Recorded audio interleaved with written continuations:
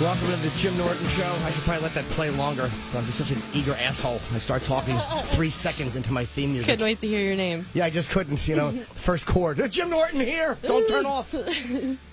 Finally live, which is good. We didn't have the facilities last week to be live. And let me give out the number if you want to call in. We have phone capabilities. 866-4-RAW-DOG. But this is the number he gives me. 1-866- it's like a psychopath. I think the fucking number's in Lost on the hatch. That looks threatening. 1-866-4-729-364. So we'll take certain bit requests or whatever. And I guess to start out, do you follow... Amy Schumer is here, by the way. Last week we had a whole thing. She's here. Yes, she has made it. There was a whole misunderstanding. Do you follow baseball at all? I used to. I will glance at Mets scores every once in a while. I watched the Met game last night, but that's kind of as much of sports as I follow. Are you aware of what's happening with the no-hitter?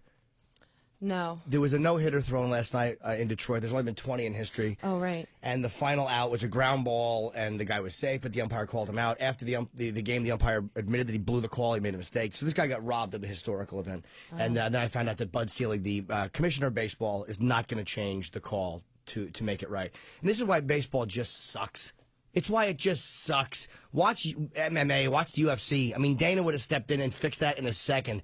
Everybody knows this guy got fucked. And this asshole changing history will not fix it. It's like sometimes you just got to do what's right. It's like something got fucked up, fix it. Right. So that's it. That's like my baseball if you can talk. fix it, why not fix it? Yeah, because then they're like, well, it's gonna. What about the next call that goes wrong? Or right. How about you fucking fire these guys for getting it wrong? Give us something to be excited about. Yeah. Everybody wants to kill themselves all the time. Why not make history happen? And be nice. Yeah. Why not? Exactly. Why not do something right? People would probably appreciate it if he goes, you know what? This guy got screwed. All right, fuck. I'm not going to babble about baseball. This is not sports radio. I just found that out because I took a nap after Opie and Anthony. I took a nap and came back, and I'm so cranky. But I'm happy that you're here. You look very tan and. Thank you. Yes, I was in Mexico.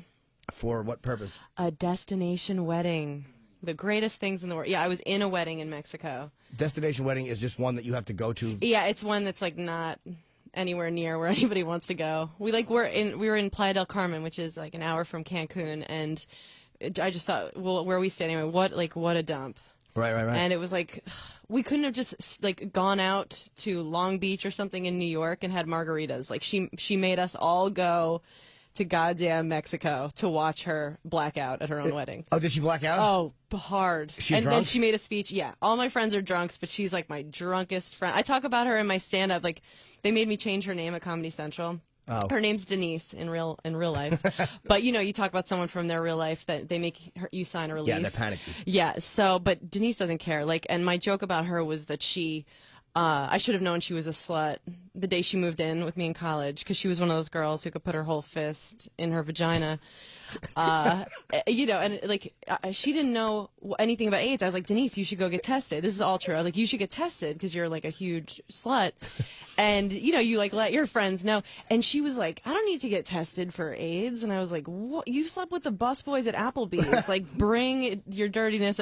And she actually said to me, I don't need to get tested for it. I don't even have any lesions. Oh. I'm like, you don't need to look like Tom Hanks at the end of Philadelphia or the monkey from Outbreak. Like, you're probably infested. So, but when I called her, I was like, will you sign this release saying that you're like a huge slut? She was like, of course. Like, she was so. Yeah, I did that at Caroline's. Like, I talked about her when I opened for you, and she jumped up out of her seat. She's like, I'm Denise. I'm like, you should be proud of what a whore you are. So yeah, it was her getting married. That's great. And the thing that I don't want to glance over is, she really could put her whole fist in her vag? No, that's the only part of the story. Oh, well, you know what? It's very possible. If any of my friends can do it, it's definitely Denise. By the way, this is what an asshole comedian I am. You fixated on that the whole time? I did. I just asked a comedian about a punchline, like, in a literal sense. I really am a dope. Yeah, what happened to you? But the rest, no, I said it's true, because everything else is true except for the fist. Because that really, in a way, it oddly turned me on, and there was something really fucking dirty about girls that, I'm not into fisting at all, but there's something very dirty. I really not. I think it's kind of, very few things really violate me sexually, but that one to me is a little weird. Even if somebody has baby arms? Baby arms are kind of acceptable. How cute would that be? Like the ice cream man who always had the short arms. Yeah, just like, little, like a T-Rex. Yeah. I'd be like, let's try fisting. Let's do it. I think there's something really angry about it. That's why I'm not.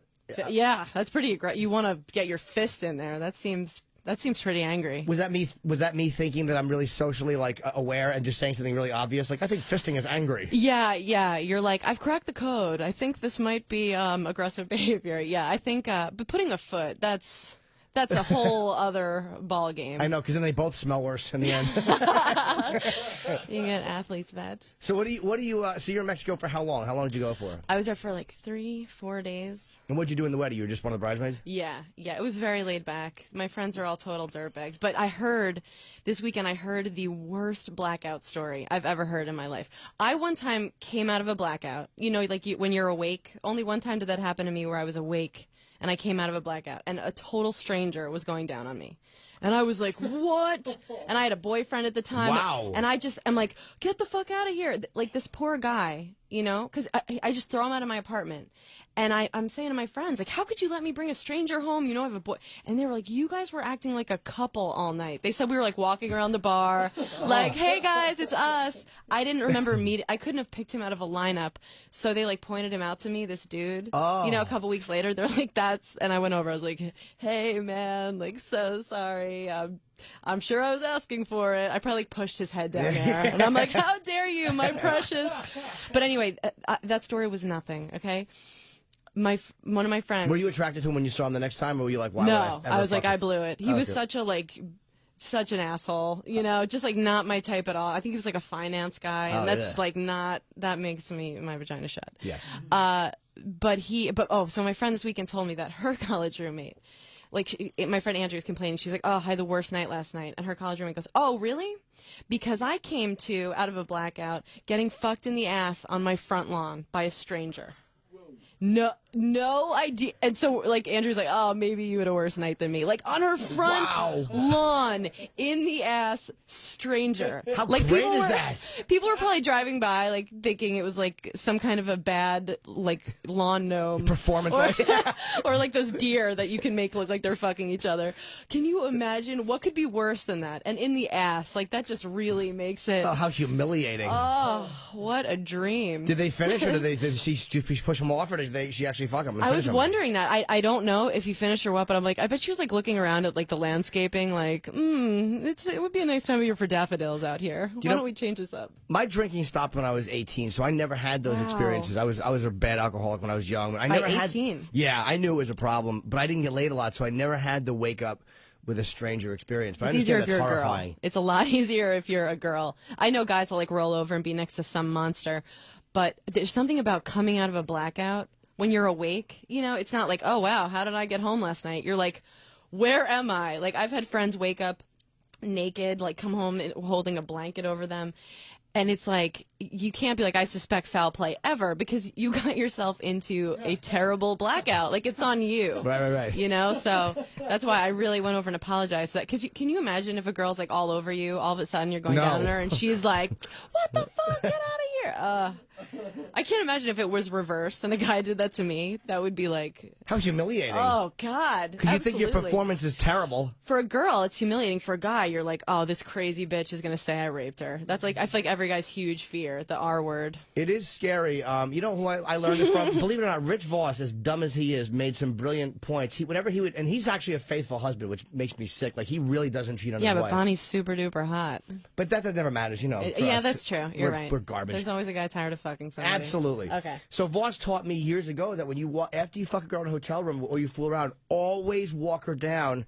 Because what he would do is he said he would let the person see him joking and laughing in case she ever said that he raped her. Because people feel bad. That's smart, but that is so funny. Because you know that girl was like, and then he walked me to my car. We're in love. But no, he was just trying to not get an arrest. And he thinks that would actually be admissible testimony. Like, ask the clerk if we were smiling. Yeah. I gave her a noogie. The girl's like crying. He's like, wave to everybody in the lobby, sweetheart. You're on camera. But I remembered that advice because look, I've had some instances where you don't have a good connection at the end. Mm-hmm. But I think Desiree Washington said that after her and Mike Tyson fucked, if he had just walked her downstairs, because she felt that he raped her, but she said she never would have pursued it. So that he was just dumb. He probably just get out, bitch, after he was done. Oh, yeah. Which is a bad move. Yeah. Then girls are like, feel rejected. And I think women are definitely capable of some crazy shit. It's the Salem witch trials, but with your pussy. Wow, that's what a great bumper sticker. Thank you. All right, so we got to get to a clip. Let's take one phone call. Let's go with. I'm not doing. How about number 3? I'm not doing any fucking order. Just the third call down. Ooh, number 3. They don't know they're number 3. Hello. Oh, you're right. I'm sorry, Connor. Sorry. What's up, Jimmy? Hey, buddy. I also have woken up getting fucked in my front yard. In the ass? Oh, Yeah. congrats. Yeah, by Yaphet No, Kotto. I It happens. haven't. All right. What's going on? I don't really know what's going on here. I just got your tweet and thought I'd call up. I'm down in Louisiana cleaning up oil. I haven't heard ONA in 3 weeks. I haven't heard anything. Oh, you're listening to the show now? So you're just a guy who got a tweet and is calling? You're like a fucking psychopath. We're doing a live show. Wait, Yeah. you're cleaning up the oil in Louisiana? Shit, yeah. How's it going? What are you doing? I'm how's it sucking going? It up. It's going. It's hitting here pretty hard today. We've got a 8x8 mile stretch coming in. I don't know. How do you feel about it, Jim? I feel like the oil spill down there, it's like coming on a girl's face. Like, you don't have to clean it up, but it would be nice. It would be really nice. So thank you, Connor. Wait, Amy makes a brilliant point. And how are you cleaning it up? Oh, we're out here on a boat with like a hose coming off it, but there's all sorts of shit. Booming it off, sucking it up, whatever. All right, well, you sound get really... back to work. Yeah, it's a little different than cleaning cum off the face. I mean, that's just you put your hand through a sock like a puppet and you know. Is that's your technique, Jim? Yeah. Oh, that's really nice. Exactly. Close your eyes. Dab, dab, dab. I just got my head dunked in the toilet. I'm like, thanks. Thanks, sweetie. You rule. Amy Schumer, one of my favorite comics. We work together all the time. It's really weird for me because I'm on Opie Net. They usually do all the fucking coming in and out of breaks. I'm not good at that yet. So I guess we'll go to a comedy clip. I got a request from somebody who requested Patton Oswalt, and Patton's a buddy of mine, so I'll play. I don't know what clip they're going to play for Patton Oswalt because I've never listened to his CDs. And we have some people on the line. Maybe we'll play one of your clips, but stay on hold, and I guess we'll play a clip and come back. Is that too awkward a way to walk out? Yes. All right. Here's a clip. Oh, my God. We're back with the Jim Norton Show. I feel like such a pompous ass saying that. It's hard, yeah. It really just happened to my low self-esteem. Yeah, Like but I think it's just something you have to get over. Yeah, I think so, too. It's part of having a radio show is you have to introduce it. You know, just talk. Yeah. And so if anybody wants to call, the number is 866. I can't say 866 for some reason. 1-866-4-RAW-DOG is the number. We're on Sirius 104 XM 150. Now, Amy, one of my favorite acts, going to be where? Oh, I'll be at the San Jose Improv, headlining June 9th through the 14th. 9th through the 14th, and I'll be at Caroline's tonight through Sunday, 212-757-4100. Comedians are always awful with plugs. To me, we're never good because we don't feel naturally like we deserve people to come see us. I know, and I'm like always kind of hoping that it's the first time everyone's seen me. Like when someone's like, "We're here," I'm like, "Oh God!" But I mean, of course, it's a natural part of the business. Now you've been headlining, and you feature, you headline. Yeah. I only feature for you and Attell. Oh, okay. So most of the time you're actually headlining the rooms. Yeah. What's worse? And I've been through this many times. That when you're doing a gig and it's a light crowd. And you see the staff sitting in the back, and you know it's your fault. And they're not making any money because of you. Oh. Yeah, that's like every weekend for me. So are you experiencing that? A little bit, yeah, for sure. Like, but I am also like, well, what do you expect? I'm a newer headliner, so. You know, that's how I make myself feel better. I'm like, well, what did they expect? You start getting aggressive in your mind, like, well, fuck them. Totally. But I'm such a sensitive comic. Like, I'm such an asshole that I care if everyone on the staff likes me, like, more than the audience. I'm like, hey, is that bartender, like, mad? They're like, she just had an abortion. I'm like, are you sure it's not me? They're like, no.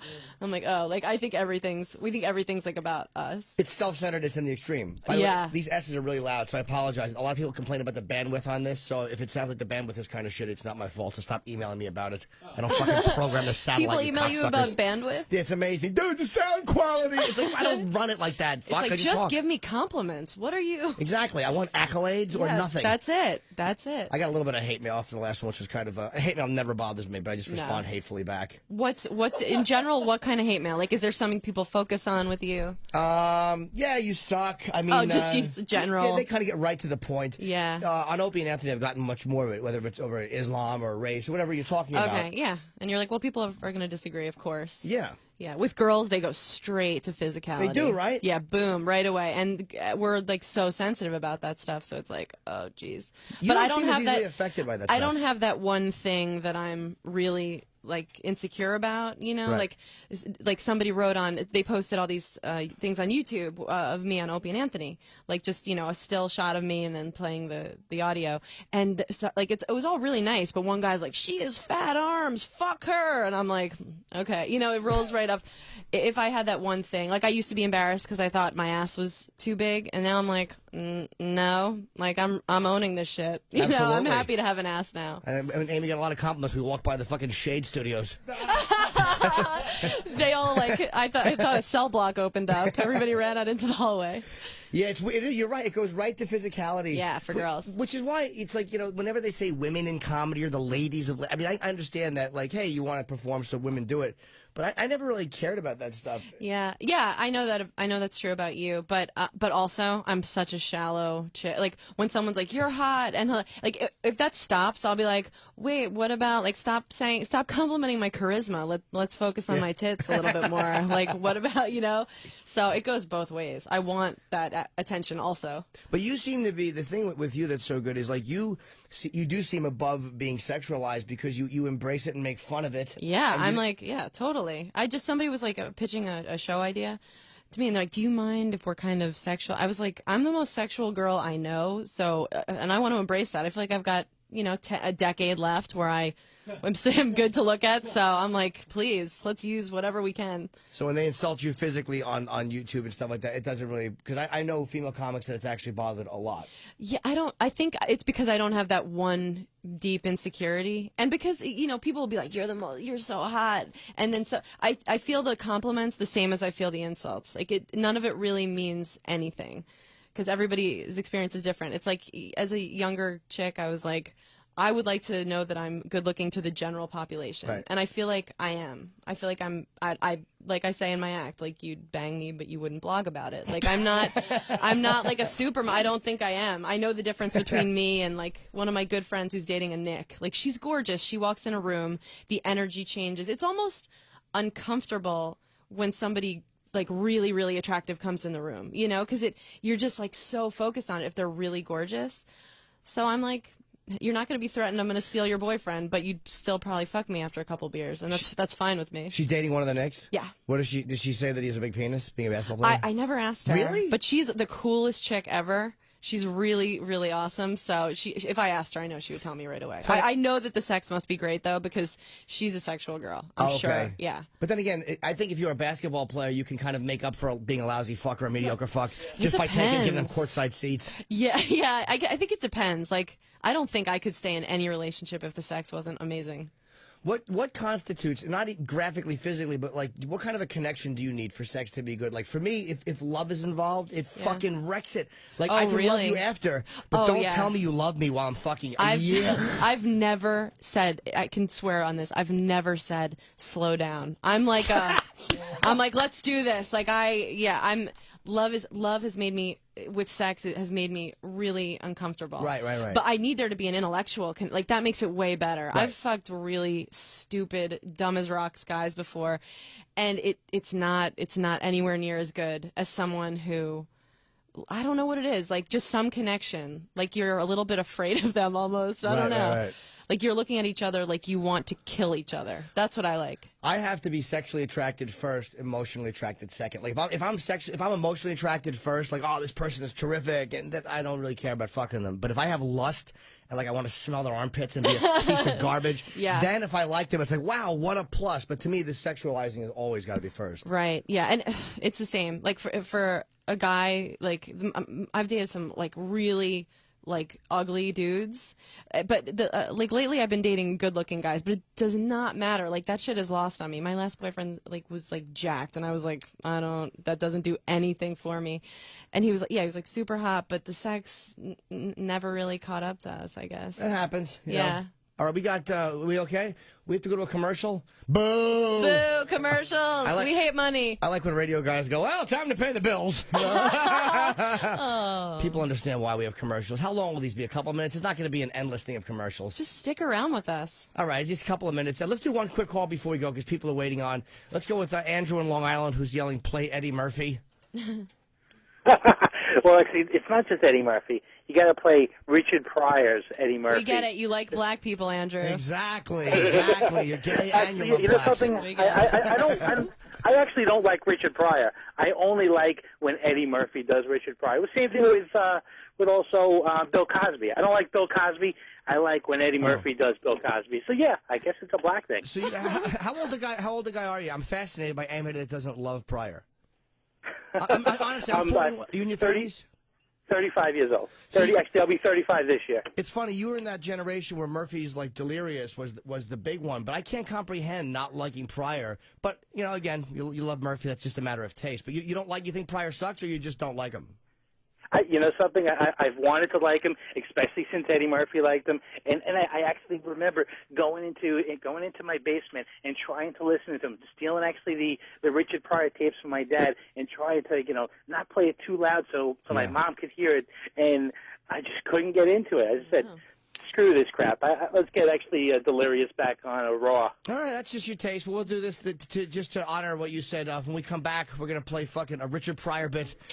Called Eulogy off of Is It Something I Said, and we'll see if we can find some Eddie Murphy for you. Fuck. All right, we'll see if we can find some Eddie Murphy. I'm canceling my subscription. That's it. Come on, Andrew. Yeah, no, come on. At least he's black. You'll like it. Trust me. All right. All right. Thanks. All right. Take care, man. All right, we'll be back in a couple minutes.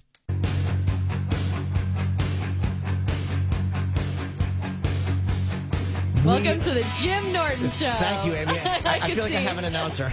Yeah, you looked like you were in pain having to say it again. My little lips were quivering, my thin, unkissable lips. And Judas Priest. I wanted to get a whole bunch. We have to get a bunch of better songs to come back with. I wanted Electric Eye, but they don't have it yet. So hopefully next week we'll have some fucking songs that I enjoy more. And we're going to get to a Pryor clip in a second. We're going to play a couple of clips this show. But I want to go to Nancy in Staten Island on the phones. Hello? Hello, Nancy. How are you? You're on with Jim and Amy. Hi, Nancy. How do? Hi. Hi, I just wanted to call and tell Amy how smoking hot she is. Nancy, thank you. You know that's what I want to hear. Well, my girl and I were watching your Comedy Central special, and, I've seen and heard you before, and I was looking at you, and I thought, well, she looks like everybody I went to sleepaway camp with. And then you open your mouth, and you're hilarious, and you're smart. And then I couldn't stop looking at your legs. Oh, thank you. Is it wet in here or is it me? Nancy, I think it's me. I've never kissed a girl where it counts, but you and your girlfriend sound really special. Well, I think you're pretty special, Amy, and I just wanted to tell you, smoking hot you. And you're Jewish, right? Kind of. Kind of. Are you Jewish? I'm Jewish Yeah. enough. I'm Jewish enough to I'm Jewish enough to talk about it on stage.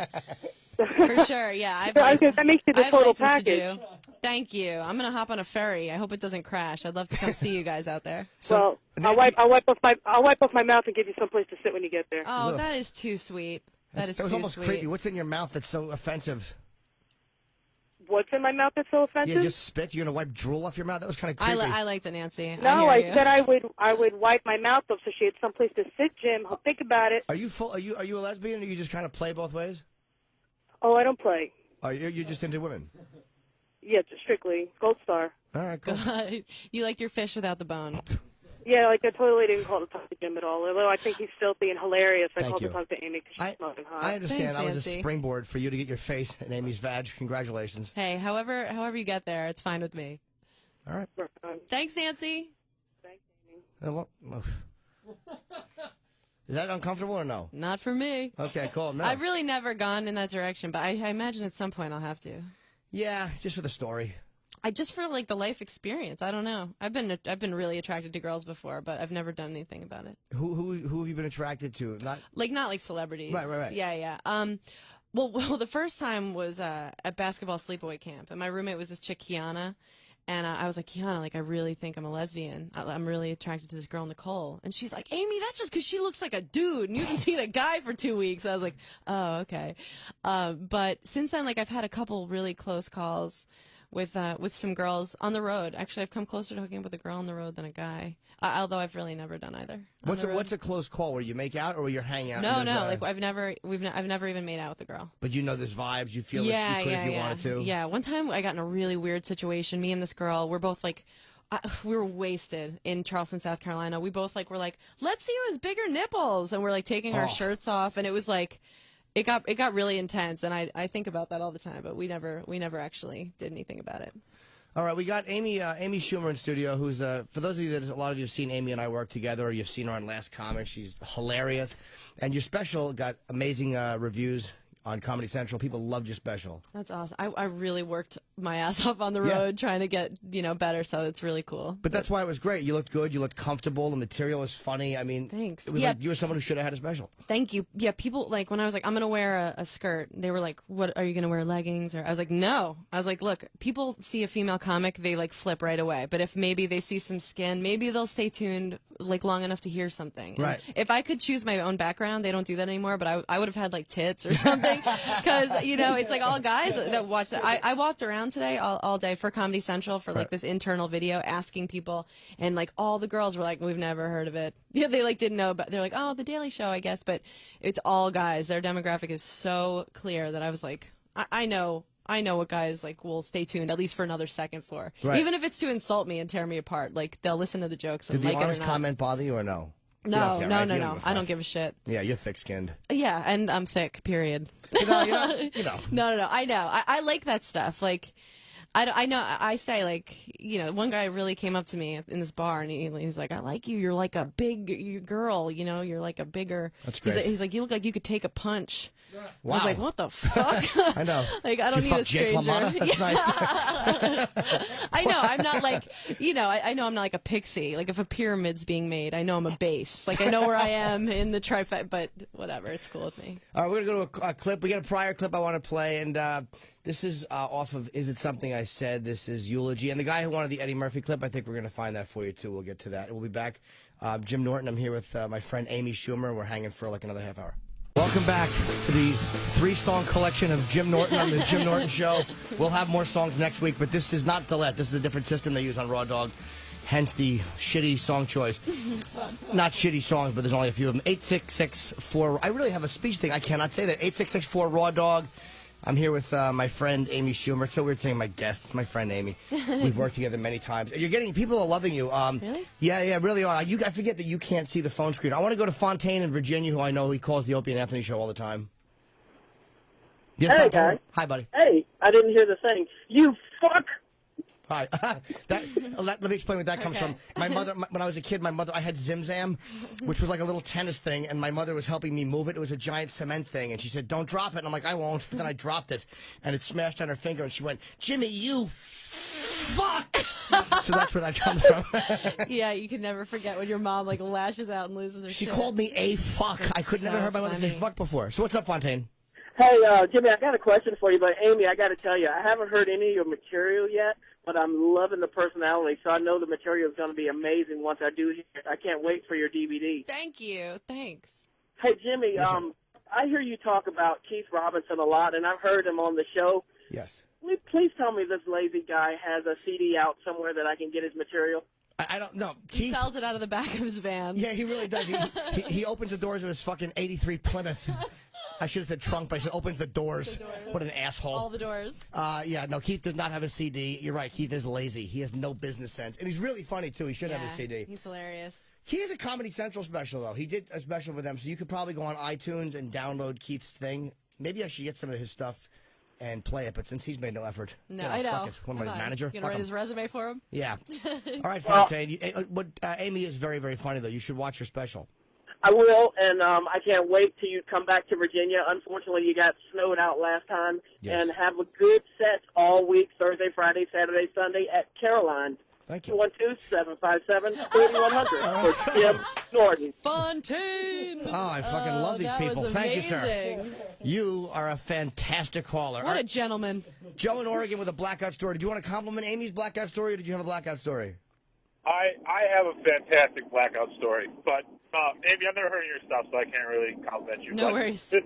But Mr. Norton, I travel full time driving all over the country, and you've almost got me killed a few times. I've been laughing so hard. Why did they drop the N-bomb with your window open? No. Actually, you know what? Quick funny story. I was at a Taco Bell drive-thru, and my satellite radio went off, and the second the girl opened the door, you said "fucking faggot" really loud. Wow. That's the first thing you heard. I'm sitting there like, oh my god. Wow. But anyways, I've actually yelled that into the mirror many times. Angrily. Go ahead, sir. When I was younger in high school, we used to drink, but we were engineered of drunks. I mean, we would just do stupid shit, beer bongs, rubbing coke. Anyways, it was after a post-prom party, and my friend and his girlfriend at the time kind of disappeared and went off in his truck out in the middle of nowhere. She was blowing him outside of his truck, and he had left the condom on top of the SUV. And then they got inside, and they started fucking around. And it was cold out this time of year. Wait, he left the condom on the hood like it was a cup of coffee? On the top of the truck. Yeah, Okay. on the top, on the very top. Okay. And this is a nice little SUV, has running boards and whatnot, which is going to be important later on in the story. Well, they can't Sir, how find long the is condom. this story? Let's call this a novel. Truckers, we love truckers, but you guys do tend to be a little bit. Let's see if we can narrow it down, just because we only have a few minutes left.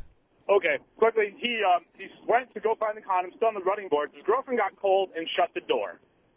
Well, shut the door on his dick, and he passed out from the pain instantly. Wakes up in a hospital, stitches in his cock, has no clue how he got there. Jesus. Is that now? Yep. That sounds like an urban legend. Is that a true story? Nope, true story. I'm the one that had to pick him up to the hospital. Wow, the door closed on Where his was dick. his so girlfriend? Yeah, She no. couldn't swing by, give him a lift after almost castrating him? Jesus. Well, luckily, though, it didn't get the locking mechanism. It just, I guess, it bounced. So he got his car, and it literally looked like someone had slammed a ketchup packet in the door, and there was blood everywhere. Well, you know he's not Asian. That's one thing we'll say about your friend. So you picked your black friend up at the. All right. Well, thank you for the story, sir. I guess that one's a tough one to top. Cock closing the door. I've never heard that before. It's a shame. Do you find when you're on the road and you're doing gigs again? My crowds love Amy, and my crowds can be very, very difficult, and they're aggressive and they're animals. But Amy's not apologetic. You're extremely funny and aggressive with the crowd. I've seen you handle hecklers. Has anything been yelled at you that really hurt, like that, or that bothered you?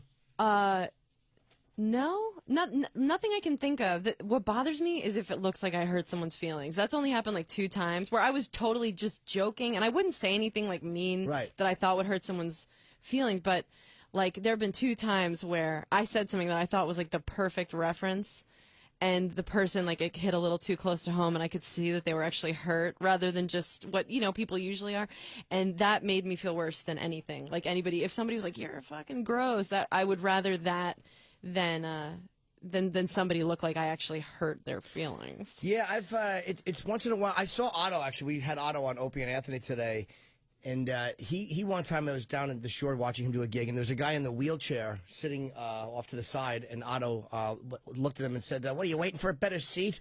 And the crowd was like, "Oh!" But the guy was probably fine. It was great. He attacked the guy in a wheelchair. I loved it. It's like people with fucking disabled or whatever think that they're above being, and the guy was fine with it, but the audience kind of felt bad for him. Yeah. Those people, like one time, this woman had like leg braces, and I was like talking to her, and everybody else was getting awkward, but she was really cool with it. And then once people realized she was on board, then everybody like chills out, and I got to, make fun of her legs. Right. It's always awkward when you have. What's worse though, when you're doing a show and you see a burn victim walk in and they start walking towards the front of the room, you're like, "Oh, there goes 20 minutes of material out the fucking window." Or toward the kitchen, and you're like, "Not again! Stay out of there." And how do you handle bombing? I've never seen you bomb. I always ask people, even guys I know a long time about it, because I think it's the most fascinating element of what we do. Yeah. Well, it's like always changing how I handle it, because I used to just bomb. Like I did that last comic tour of the whole country, and we had to do like a mandatory meet and greet after each one, and sometimes it would be a theater with like 200 people, but we did like arenas with up to 5,000 people.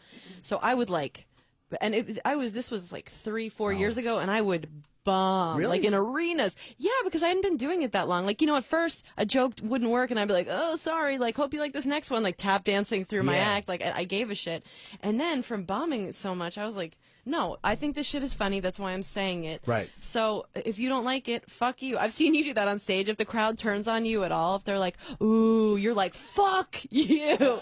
And that's the best thing you can do, because you're like, no, this is the shit I'm saying, and I think it's funny. And if you don't like it, go fuck yourself. Yeah, you can pick up a mic and say the opposite if you want. I find that's what's the most enraging part. It's not if they don't laugh because they don't think the joke is good, but when they start to judge it, it really, that's to me the only way. It's like when if you do a racial joke and someone says you're a racist, the only way to meet that is with belligerence and to be fucking vehement back at them, and don't go, "Well, maybe, I'm sorry." Oh yeah, well, I should really take a look at myself. No, I wouldn't joke about anything that I didn't just think was funny and based in a little bit of truth, for me. Like if there's a racist joke, it's because of there's stereotypes that are out there that we all know, So I'm not going to act like my black friends know how to swim. Yeah. Why would I, like it's true. A lot of black people cannot swim. Why aren't we allowed to talk about that? Because our first grade teacher told us we can't.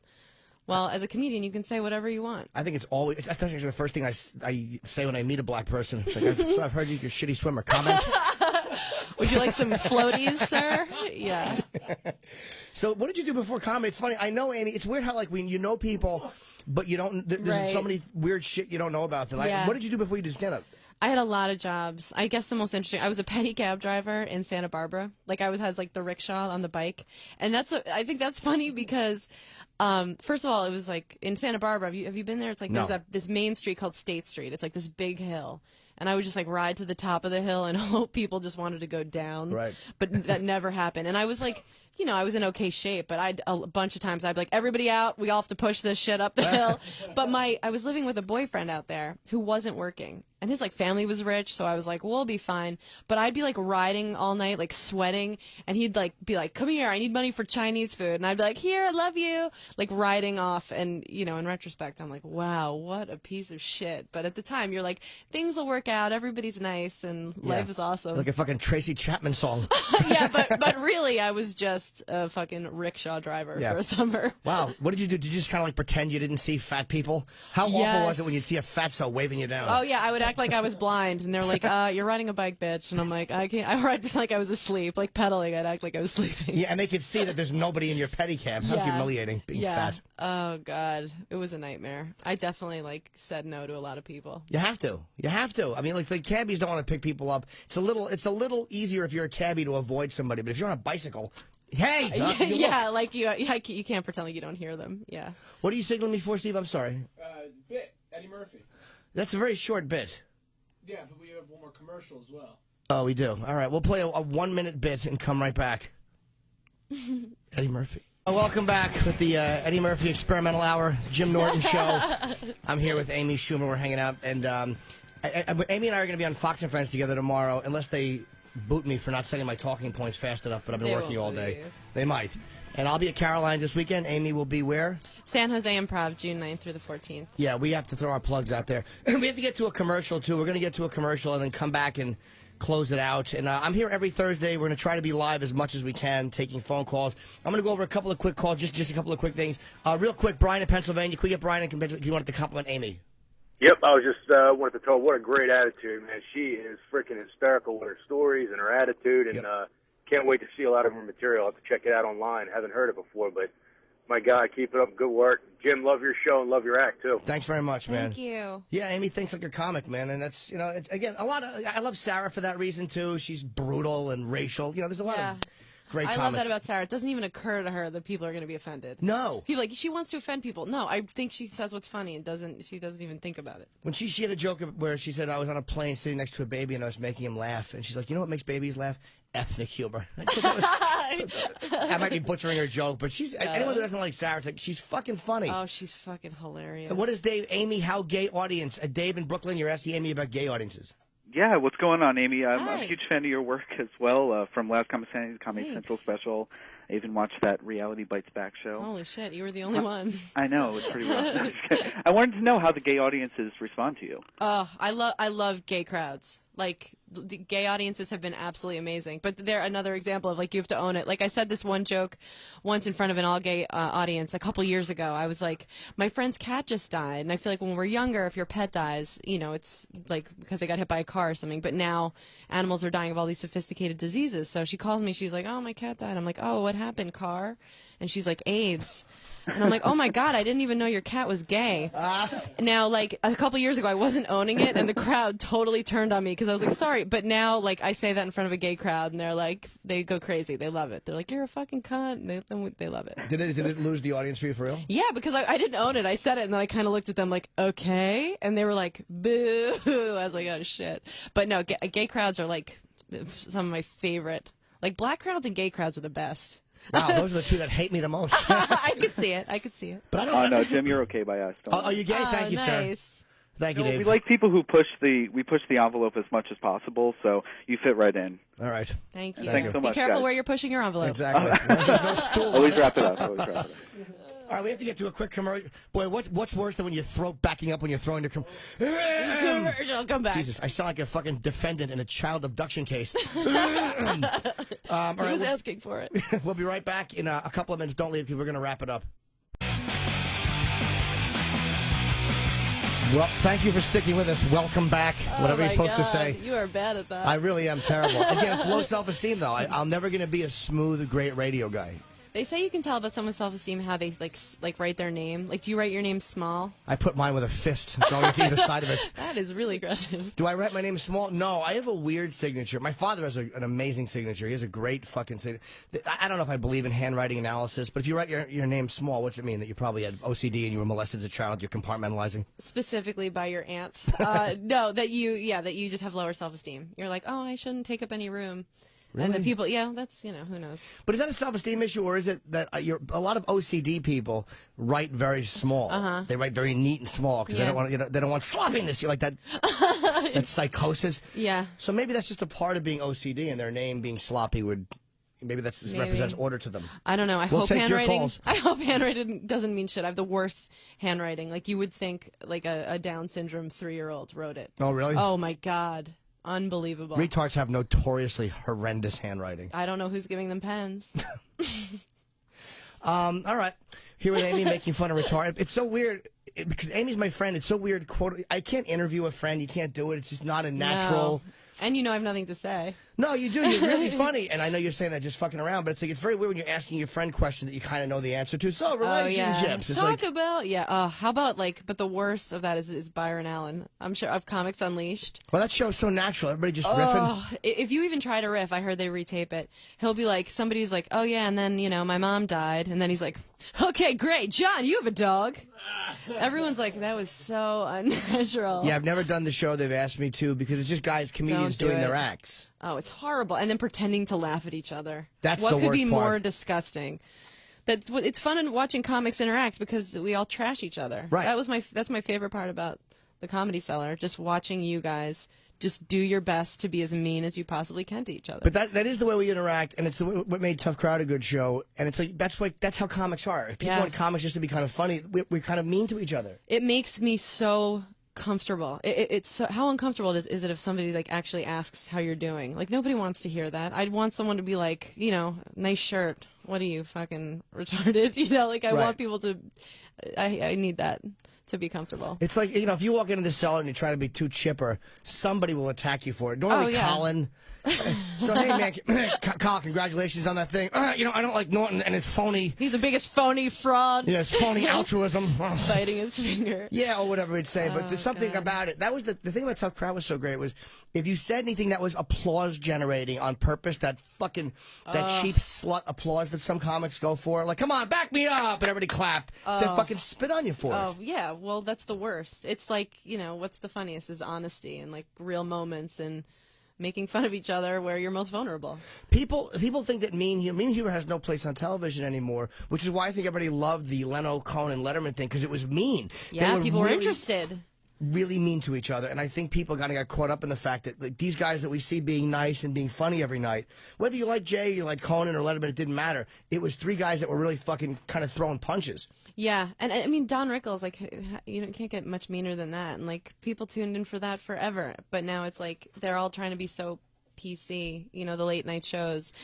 Well, not all of them. Right. Kimmel will go for it, but I don't know. I feel like most of the late night shows are still pretty protected, even though they have license to not be. Did you see? Oh yeah, I saw you at the Joan Rivers. The last time I saw Amy, I saw at the Joan Rivers premiere for her documentary, which I think Joan is one of the most underrated comics ever because she should be mentioned right after Pryor and those guys because she really is. She's fucking caustic. She's funny. She's mean.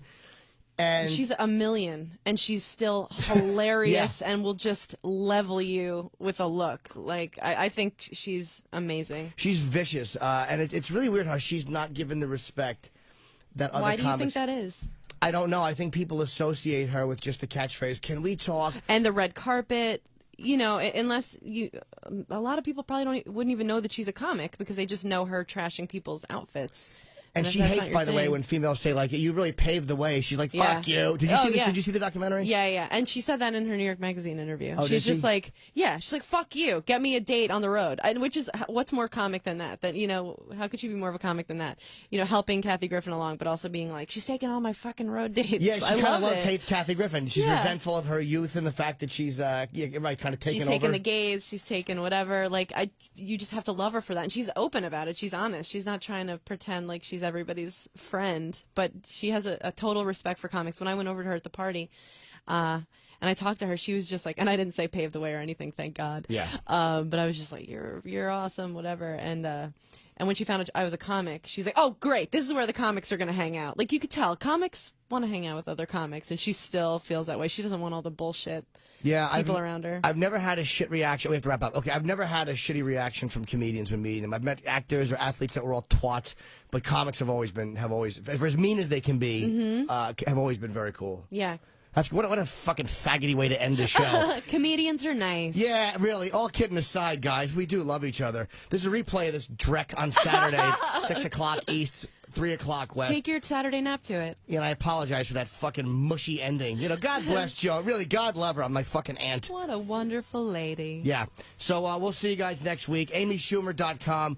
You can see Amy in San Diego, San Jose, whatever. June 9th through the 14th. Yeah, there's something where the Mexicans live. June. Lots of Mexicans. June what? June 9th through the 14th. Okay, and I'll be at Caroline's tonight through fucking Sunday. So sorry for the sloppy ending.